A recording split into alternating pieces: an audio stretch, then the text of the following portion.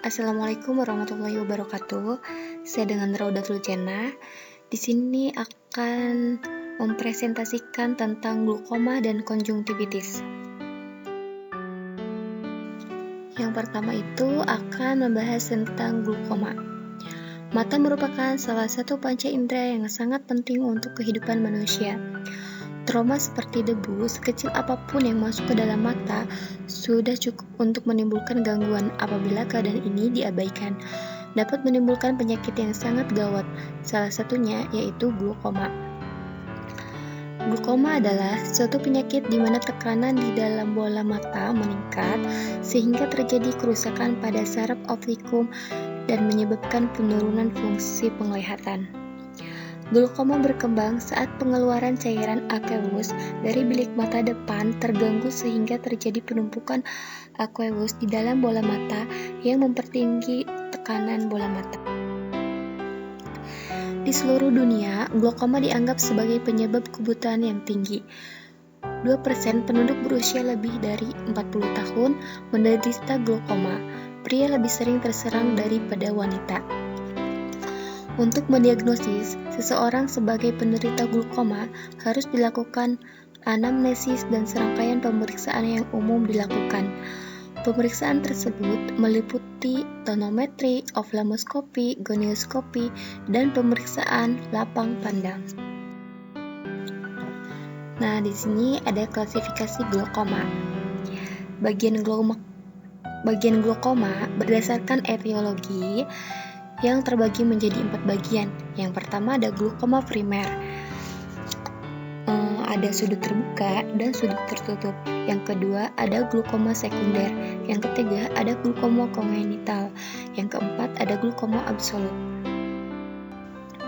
Untuk glaukoma primer itu gambaran patologi utama pada glaukoma primer sudut terbuka adalah proses degeneratif di jalinan trabekular, termasuk pengendapan bahan ekstrasel di dalam jalinan dan di bawah lapisan endotel kanalis xilem. Glaukoma sudut tertutup akut primer terjadi apabila terbentuk iris bombo yang menyebabkan sumbatan sudut kamera anterior oleh iris perifer.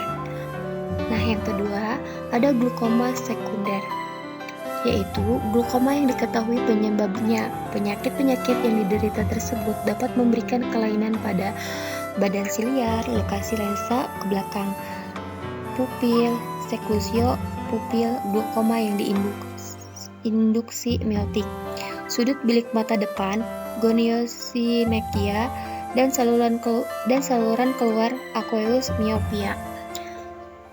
Yang ketiga ada glaukoma kongenital yang bermanifestasi sejak lahir. Pada 50% kasus didiagnosis pada 6 bulan pertama, pada 70% kasus dan didiagnosis pada akhir tahun pertama 80% kasus. Gejala paling dini dan paling sering adalah epifora, dapat dijumpai fotofobia dan pengurangan kilau kornea. Yang keempat, glaukoma absolut, yaitu stadium akhir glaukoma yang terbuka atau tertutup di mana sudah terjadi kebutaan total akibat tekanan bola mata memberikan gangguan fungsi lain.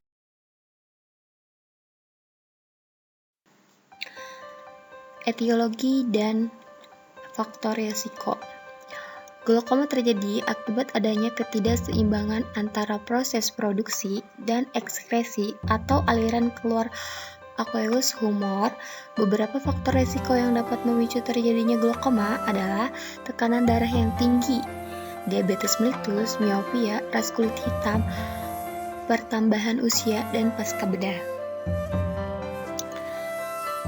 Patofisiologinya, pada saat iris tertolak ke depan,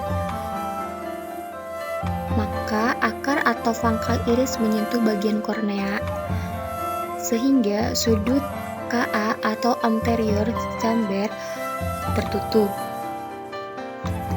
sehingga menghalang aqueous sampai trabekulum. Maka terjadilah tekanan intraokular meningkat. Untuk diagnosisnya, ada pemeriksaan terhadap tekanan bola mata tinggi atau glaukoma dapat dilakukan dengan alat slit lamp. Dengan keadaan ini, komponen dari bola mata mulai dari kornea hingga retina. Untuk mengukur tekanan bola mata, dokter akan menggunakan alat yang bernama tonometri. Sebelumnya, mata pasien akan diberikan semacam tetes mata yang berfungsi untuk membuat kebal kornea. Untuk memeriksa sudut di antara iris dan kornea, dokter dapat melakukan pemeriksaan gonioskopi. Dokter perlu mengetahui apakah sudut tersebut terbuka atau tertutup. Untuk menilai kerusakan saraf penglihatan, dokter akan memeriksa saraf tersebut dengan sebelumnya meneteskan tetes mata untuk melebarkan pupil. Setelah penetesan cairan tersebut, pasien merasa penglihatannya silau atau sedikit kabur karena pupil terbuka lebar. Namun, Anda tak perlu khawatir karena efek ini hanya berlangsung sementara. Untuk terapi non-farmakologinya itu, ada pembedahan dapat diperlukan sebagai pengobatan untuk glaukoma ketika terapi obat tidak ditoleransi dengan baik atau IOP tak efektif yang meliputi iridektomi untuk glaukoma sudut tertutup. Pembedahan drainase atau trabekuloplasti laser dapat digunakan untuk memperbaiki aliran keluar aqueous humor. Perawatan mata yang baik meliputi menjaga mata tetap bersih dan bebas dari iritan, hindari menggosok mata, gunakan kosmetik non-alergi, kenakan kacamata saat berenang, dan kacamata pelindung ketika melakukan olahraga atau bekerja di halaman atau area yang kemungkinan membahayakan. Nah, selanjutnya akan membahas tentang konjungtivitas. Konjungtivitis merupakan suatu keadaan di mana terjadi inflamasi atau peradangan pada konjungtiva.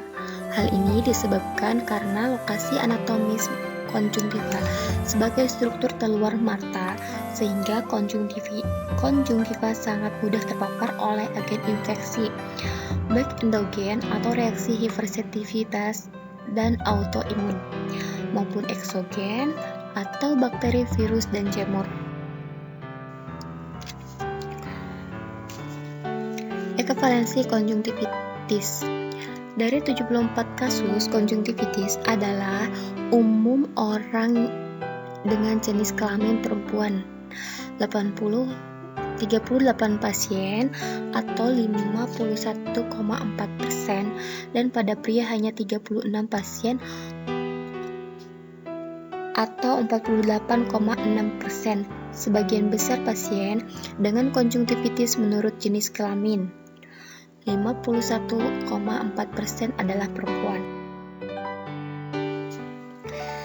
Nah, di sini ada klasifikasinya yang berdasarkan penyebabnya, yaitu alergi, bakteri, virus, bahan kimia, autoimun. Konjungtivitis neonatal sering dikelompokkan secara terpisah dari konjungtivitis bakteri karena disebabkan oleh bakteri yang berbeda dari kasus konjungtivitis bakteri yang lebih umum. Nah, berdasarkan luas area radangnya itu, ada blepharokonjungtivitis adalah kombinasi ganda dari konjungtivitis dengan blepharitis atau radang kelopak mata. Keratokonjungtivitis adalah kombinasi dari konjungtivitis dan keratitis atau peradangan kornea. Blepharokonjungtivitis adalah kombinasi konjungtivitis dengan blepharitis dan keratitis. Secara klinis ditentukan oleh perubahan tepi kelopak mata, disfungsi kelenjar myobor, kemerahan pada mata, kemosis konjungtiva, dan peradangan pada kornea. Etiologinya itu ada infeksius dan non-infeksius. Infeksius itu dari bakteri, chlamydia, viral, rickettsia, parasitik. Kalau non-infeksius itu dari alergi, autoimun, toksis, kimia atau iritan, penyakit sistemik seperti sindrom Stevens-Johnson, dan iritasi persisten akibat produksi air mata yang kuat. Nah, untuk diagnosis konjungtivitisnya itu, dalam kebanyakan kasus, dokter dapat mendiagnosis konjungtivitis dengan mengajukan pertanyaan tentang gejala dan riwayat kesehatan terkini. Misalkan, dokter itu harus menanya kepada pasien apa gejala-gejalanya dan riwayat kesehatannya itu. Kemudian, pemeriksaan penunjang seperti mengambil sampel cairan yang mengalir dari mata untuk dianalisis di laboratorium atau kultur. Jarang diperlukan. Bahkan mungkin diperlukan bila gejala konjungtivitis yang kamu alami parah atau dokter mencurigai ada penyebab serius di baliknya, seperti benda asing di dalam mata, infeksi bakteri serius, atau infeksi menular seksual. Nah, selanjutnya, diagnosis konjungtivitis dapat ditegakkan dengan wawancara mengenai gejala yang Anda alami dan riwayat penyakit yang diderita. Pemeriksaan fisik serta pemeriksaan penunjang. Diagnosis konjungtivitis dapat ditegakkan melalui data berikut. Yang pertama, harus mewawancarai mengenai gejala yang dirasakan, kapan gejala mulai muncul, dan apa saja faktor risiko yang dimiliki pasien untuk mengalami konjungtivitis. Kemudian kita harus memeriksa ketajaman penglihatan terganggunya pada pasien. Terus kita juga harus menilai kondisi konjungtiva dan bagian luar mata menggunakan alat dengan cahaya terang. Selain itu, kita juga harus menilai bagian dalam mata untuk memastikan tidak ada jaringan mata yang mengalami masalah. Nah, yang terakhir, kita harus memeriksa penunjang berupa kultur atau hapusan jaringan konjungtiva. Hal ini terutama penting pada kasus konjungtivitis kronis di mana kondisinya tidak berespon terhadap terapi awal yang diberikan. Nah, untuk faktogenesisnya itu, saat menggosok mata, maka akan terjadi kontaminasi eksternal. Setelah itu, akan terjadi perubahan pola bakteri atau flora normal pada permukaan bola mata dan adnexa. Dan selain itu juga terjadi gangguan mekanisme pertahanan terhadap infeksi lapisan endotel, konjungtiva, atau primer refleks kedip, air mata, sekunder, dan lisozim. Akibat dari itu, akan terjadi invasi oleh bakteri patogen. Akan timbul reaksi inflamasi akut konjungtiva dan adnexa. Terbagi lagi menjadi leukosit, purulen, membran mukosa, sekresi musin, air, sel, garam, inokardik, dan lubrikan. Jika terjadi vasodilatasi, maka akan muncul hiperemis injeksi konjungtiva. Kemudian, jika terjadi vasodilatasi, bisa juga terjadi edema dan papil atau perubahan vaskular. Edema, kenaikan epitel konjungtiva di sekelilingnya, dapat ditemukan infiltrat radang. Untuk pengobatannya, adapun konjungtivitis yang disebabkan oleh virus sesungguhnya dapat sembuh dengan sendirinya. Namun bisa saja membutuhkan waktu yang lama. Seringkali pengobatan dari dokter tetap dibutuhkan untuk meringankan gejala, menghilangkan ketidaknyamanan, dan mempercepat penyembuhan. Jenis pengobatan yang diberikan dokter misalnya itu berupa pemberian lubrikan atau untuk melumasi mata, pengobatan untuk melawan kuman, atau antibiotik untuk melawan bakteri, hingga steroid atau obat untuk mengurangi iritasi atau anti alergi. Nah, adapun jenis konjungtivitis yang disebabkan oleh bakteri bisa saja menjadi berat dan dapat mengancam penglihatan. Untuk itu, penanganan yang tepat dari dokter sangat dibutuhkan. Pertolongan pertama yang dapat Anda lakukan sebelum untuk mengunjungi dokter adalah dengan mengistirahatkan mata dan melindunginya agar tidak terdapat pertambahan debu atau kotoran. Misalnya dengan menggunakan kacamata temporer, Bila terdapat banyak kotoran mata yang menyulitkan untuk membuka mata, Anda bisa menyekanya dengan kapas lembut yang dibasahi air bersih. Nah, kemudian kalian harus mencuci tangan dengan menggunakan sabun dan air mengalir sebelum bersihkan kotoran berlebihan ini. Sekian presentasi dari saya. Mohon maaf jika ada kesalahan, kurang dan lebihnya. Wassalamualaikum warahmatullahi wabarakatuh.